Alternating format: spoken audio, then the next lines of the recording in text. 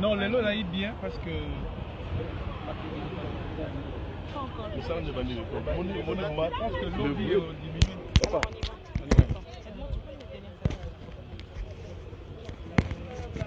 On va commencer par la première question. Vous êtes maître Jimmy Galassi, membre du collectif des avocats de Kélian, dans le procès qui oppose au pasteur Moïse Mbiye. Aujourd'hui, qu'est-ce qui s'est passé au tribunal? C'était quelle étape? Au parquet général. Au parquet général. Ok, aujourd'hui, c'est bel et bien l'évolution du litige que vous connaissez bien, qui oppose notre cliente, Madame Bafeno, et M. Moïse Mbiye. Et donc, la toute première confrontation entre M. Moïse Mbiye et Madame Eliane Bafeno a eu lieu aujourd'hui. Donc, ce que je peux vous dire, c'est aujourd'hui que les choses ont réellement commencé, que les deux parties sont appelées à présenter leurs moyens de défense. Ok? En ce qui nous concerne, Mme Eliane Bafeno a présenté ses moyens. Donc, M. Moïse Mbiye a reçu comme devoir aussi de présenter ses moyens de défense. Du reste, comme je vous l'ai toujours dit, nous sommes en phase juridictionnelle. L'instruction évolue, l'instruction continue. Donc, faites confiance en la justice.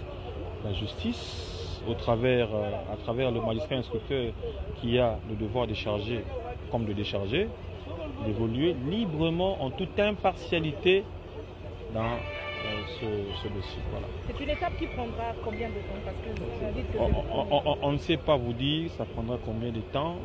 Nous sommes en première phase. Si le dossier est appelé à aller en fixation au niveau du tribunal, eh bien, nous allons y aller et nous évoluerons avec ce dossier jusqu'à ce que les responsabilités soient établies. Voilà. Et le prochain rendez-vous, c'est pour ce mercredi. C'est dans 24 heures. On pourra se retrouver dans 24 heures. Mais ce qui est vrai, c'est que dans pareilles circonstances, il y a beaucoup de spéculations autour de cette affaire. On ne va pas non plus interdire aux Congolais, à ceux qui suivent le dossier, d'émettre leur point de vue. Est-ce que tout ce qui se raconte sur la place de Kinshasa et même à l'extérieur est vrai? Tout ce que nous entendons, vous n'avez pas de preuves, et que vous demandez, vous, un arrangement à l'amiable avec le pasteur Moïse Mbiye. Est-ce qu'on peut croire aux spéculations que nous entendons? Ce sont des spéculations. D'ailleurs, certaines spéculations alimentent les réseaux, permettent aux uns aux autres de se relaxer ou de voilà. Mais nous pensons que notre cliente n'a pas saisi la justice sur base de spéculations ou avec légèreté. Au-delà de tout ce qui s'est dit, il y a des faits qui ont lésé Madame Eliane Bafeno. Raison pour laquelle elle s'est dit, elle s'est vue, n'est-ce pas, dans le devoir de saisir en bonne et due forme, la justice congolaise pour que les responsabilités soient établies. Les spéculations, j'en ai vu aussi concernant ma personne, Maître Galassi, serré en sexe tape avec... voilà. Ce sont des choses, ce sont des velléités, ce sont des choses pas trop intéressantes. Je ne suis pas de cette nature, c'est une cliente. Elle a le droit d'appeler quand elle veut ses avocats pour poser un problème et voilà. Je ne voudrais pas aller sur ce terrain-là, mais je vous informe encore une fois que le téléphone de ma cliente a été swappé et la justice en est saisie. Pour preuve, il y a une réquisition qui a été faite dans ce sens et vous serez informés dans les jours qui suivent. Nous ne sommes pas dans les allégations mensongères, nous ne sommes pas dans les intimidations. Bien au contraire, nous subissons des intimidations. Même nous, les avocats, qui ne sommes pas acteurs. La plaignante s'appelle Madame Eliane Bafé. Elle se plaint contre M. Moïse Mbié. Nous, nous sommes auxiliaires. Ok, nous avons postulé et nous accompagnons la plaignante devant les cours et tribunaux. Donc il ne faudrait pas en faire un problème personnel, pasteur Ngalassi, église à louange, c'est vraiment c'est désolant. Mais nous comprenons avec qui nous sommes en procès. Est-ce que Eliane a menti sur son âge? Parce que c'est ce qu'on a aussi entendu. Vous avez encore une fois entendu des mensonges. Voilà pourquoi je vous pose la question, vous qui le représentez. Un mensonge à fermer les yeux. Eliane n'a aucun intérêt de mentir sur son âge. Eliane Baféno a bel et bien 20 ans aujourd'hui. Donc elle affirme avoir eu des rapports ou une relation il y a de cela 3 ans passés. Il y a eu vérification sur son âge aujourd'hui, je peux vous le confirmer. Eh bien, Madame Baféno a bel et bien 20 ans. Elle n'a aucun intérêt, je ne vois pas pourquoi elle mentirait sur son âge. Ce serait quand même décevant de la part surtout de ses avocats. Nous avons vérifié. Si vous avez quelque chose de contraire sur l'âge de notre cliente, il faut nous les apporter. Mais est-ce que quand cette vidéo sort de vous, Eliane qui vous appelle, qui enregistre et qui publie, est-ce que ce n'est pas à l'encontre de l'éthique, vous en tant qu'avocat? Oui. On vous voit à moitié habillé. Non, je n'étais pas à moitié habillé. En t-shirt, on va dire en singlet. Mais en maillot de bain. Je pense que là n'est pas le problème. Notre cliente a eu à commettre une erreur, mais voilà. Son téléphone étant swappé, eh bien, les éléments qu'elle avait dans son téléphone ont été, n'est-ce pas, montés d'une manière à pirater même certaines choses. Mais nous mettons quiconque à défi sur cet aspect de nous prouver qu'il y a réellement eu sextape, où il y a eu des rapports d'intimité. Ça, ce n'est que le début. Avec ce que nous venons de voir, nous nous attendons au pire. Hein? Peut-être à certains enregistrements où il y aurait un chéri, bébé, tout ça. Vous savez que c'est des bonnes guerres.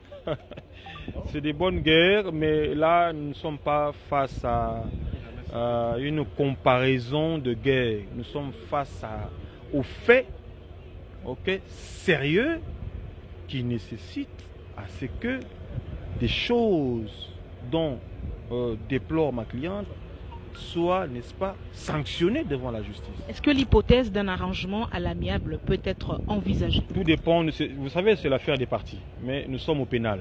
Ok, nous sommes au pénal, l'action publique est déjà en mouvement, mais si les parties pensent que, bon, si la partie civile pense, la cliente nous en fera pas, et puis voilà, nous verrons comment évoluer, mais notre cliente n'est pas pour l'arrangement, elle n'est pas pour quelconque arrangement. Dernière question, est-ce que vous êtes prêt aujourd'hui à accepter le verdict des juges? Oh, on est habitué à la politique et aux élections. Vous êtes prêt, vous, collectif d'avocats d'Eliane, d'accepter le verdict? Nous sommes avocats. Il y a 2 parties. Les parties sont là. En cette matière, il y aura les personnes qui seront innocentées ou il y aura aussi des personnes qui seront condamnées. Ok, il y aura des personnes au niveau du parquet qui seront, ou la personne qui sera peut-être chargée ou déchargée. C'est-à-dire qu'il y a 2 parties, il n'y a pas égalité.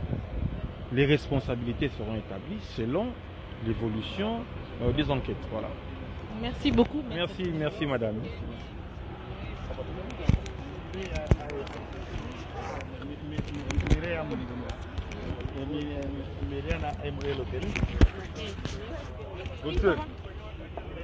On est au parquet général.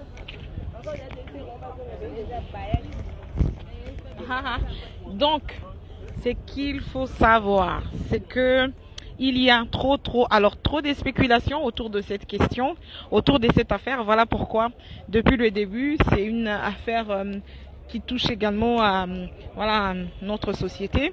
Et nous, en tant que médias, nous devons en parler. Mais j'ai évité, moi, de me plonger dans la spéculation, dans la rumeur, dans les on-dit, sinon on tombe dans la bêtise. Et donc, là, vous avez suivi calmement l'avocat qui parle sans pour autant s'attaquer ou insulter ou voilà, l'autre camp. Il a dit ce qui se passe. Vous avez suivi. C'était la première confrontation entre aujourd'hui le pasteur Moïse Mbiye et Eliane qui l'accuse de viol, de avortement et puis des menaces de mort. Et puis on va suivre le procès. Mais nous sommes encore au parquet. Je vais chercher à mettre la main sur les avocats de Moïse Mbiye, chose qui n'est pas évident. C'est pas évident de rencontrer les avocats. On va chercher. Je vais faire un effort pour tomber sur un avocat de Moïse. S'il vous plaît, papa, je peux avoir la clé pour dépasser le véhicule. D'accord. Donc c'est ça. Ainsi ça se passe. Parfait. Voilà. On va chercher, c'est pas du tout sûr que l'on trouve les avocats du pasteur Moïse Mbiye. Pas du tout sûr, mais en tout cas. Allez, Edmond, comment on fait pour trouver les avocats du pasteur Moïse? On les trouve où? Bonjour ma chérie. On les trouve où? Ah, comment on fait? Ils sont partis? Mais ça n'a pas de sens. Oui. Oui. Non. Mais ça n'a pas de sens. Si je l'avais su, il fallait que moi-même je sois là. C'est pas... Oui, oui. Moi je connais un avocat, oui, je l'appelle. Oui. Je lui demande d'abord s'il peut accepter. J'ai parlé avec lui hier, oui, j'appelle. Mais j'aime pas le téléphone. Après, on l'appelle alors dans le véhicule. Voilà.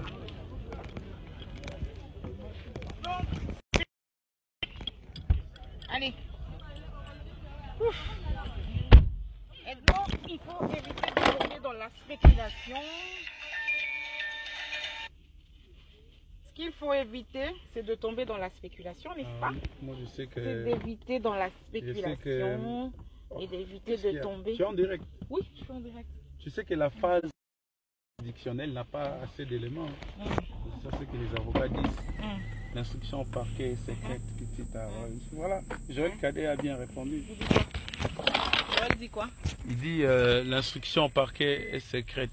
Oui, tout à fait, parce que dans la phase préjuridictionnelle, il n'y a pas vraiment beaucoup de matière.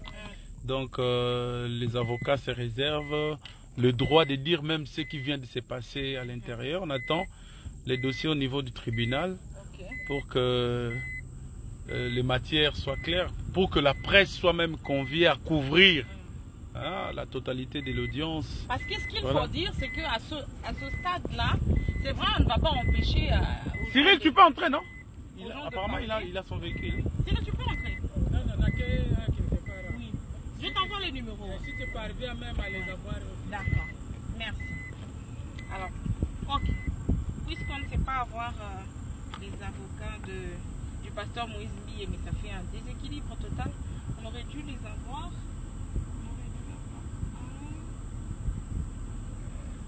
Tu as du crédit là? Il faut que j'appelle. Et sur le Vodacom. Non, je vais appeler. Allô?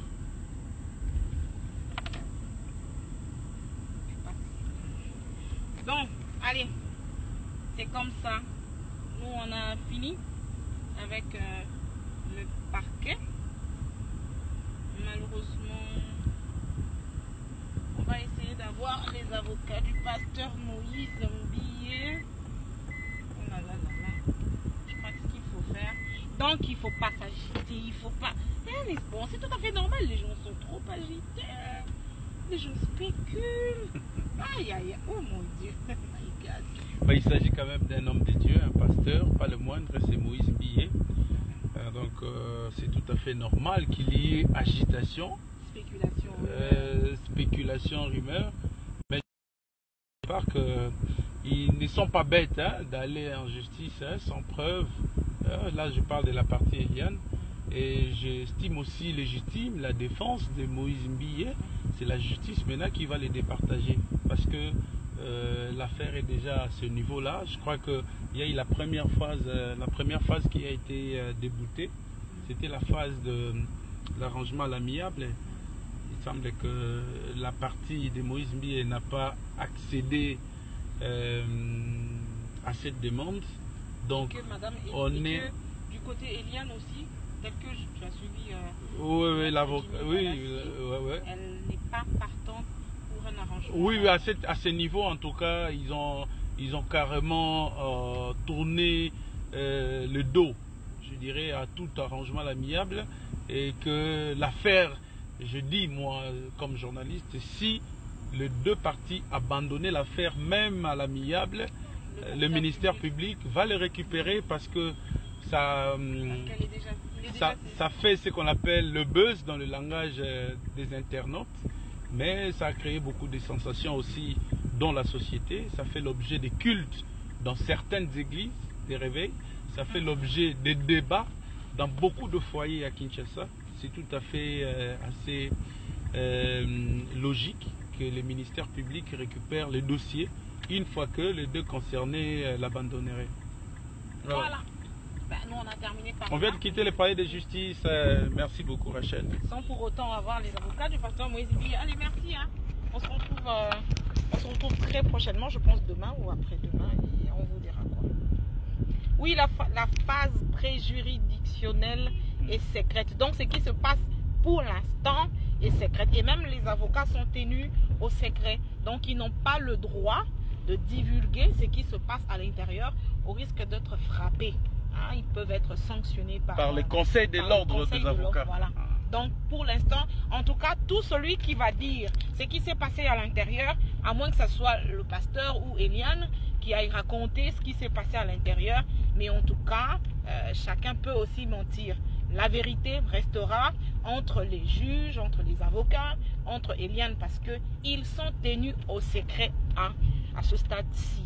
Donc, on n'en parle pas, pas de caméras, voilà, pas de caméra à l'intérieur, pas de photos, et c'est privé, privé, private. Bon, merci et à très bientôt. Bye bye.